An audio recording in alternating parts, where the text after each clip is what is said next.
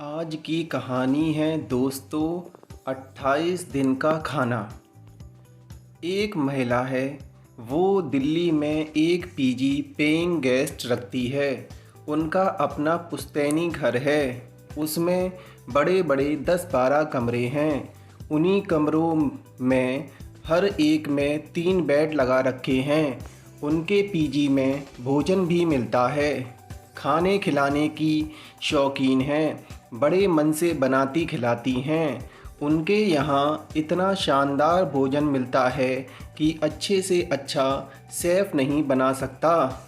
आपकी माँ भी इतने प्यार से नहीं खिलाएगी जितना वो खिलाती हैं।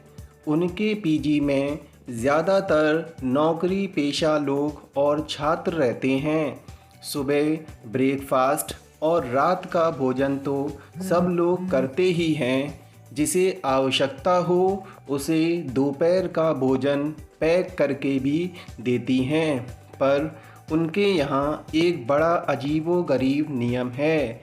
हर महीने में सिर्फ 28 दिन ही भोजन पकेगा। शेष 2 या 3 दिन होटल में खाओ। ये भी नहीं कि पीजी की रसोई में बना लो। रसोई सिर्फ 28 दिन खुलेगी।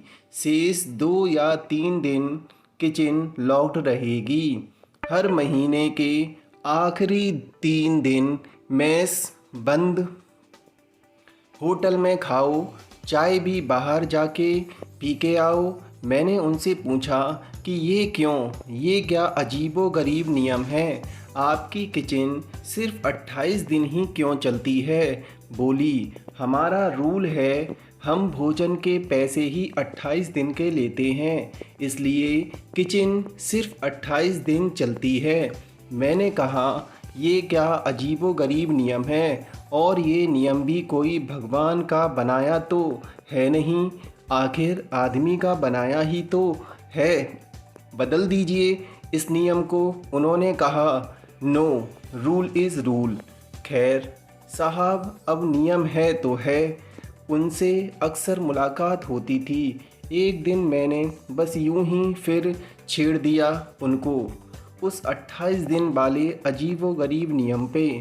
उस दिन वो खुल गईं, बोली, तुम नहीं समझोगे डॉक्टर साहब, शुरू में ये नियम नहीं था। मैं इसी तरह इतने ही प्यार से बनाती खिलाती थी, पर इनकी शिकायतें ख़त्म ही ना होती थीं।